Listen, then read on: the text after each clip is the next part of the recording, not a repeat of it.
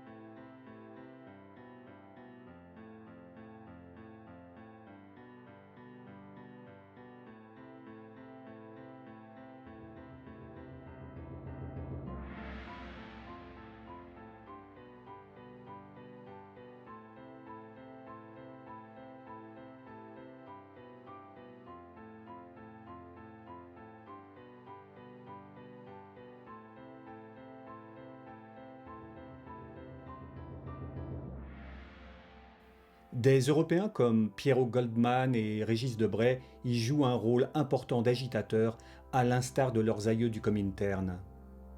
En face, des milices d'extrême droite où les militaires se mettent au service des possédants, ce qui finit parfois en quasi-guerre civile avec intervention de la CIA. Ou pas.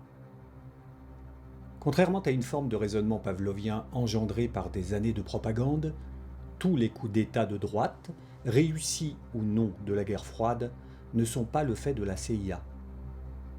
À Alger en 58, ou pour le Carteron de généraux factieux de 61, la CIA soutient l'indépendance, comme son ancêtre l'OSS a aidé Ho Chi Minh en 46. Reste que l'action de la CIA fut indéniable dans plusieurs golpes sud-américains meurtriers.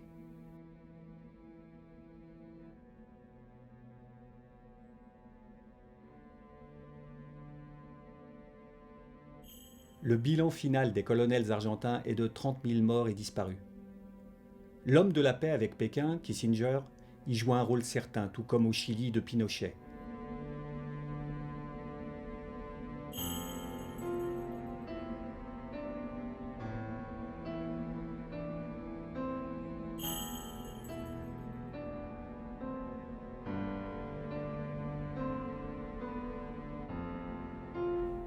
Le Chili de Pinochet fut 10 fois moins meurtrier, mais tout aussi inqualifiable. Au détail près qu'Allende, au nom du socialisme, conservait le pouvoir sans en avoir le droit constitutionnel. Disposant d'un tiers seulement des voix parlementaires, il s'était rallié un deuxième tiers de voix démocrates centristes, qui quittèrent son gouvernement devant la radicalité de certaines réformes. Et bien que le Parlement vote dès lors systématiquement contre sa politique, il l'appliquait quand même, au nom du peuple, contre la Constitution et la démocratie, ce que bien peu de gens savent en Europe, la propagande communiste mondiale étant passée par là.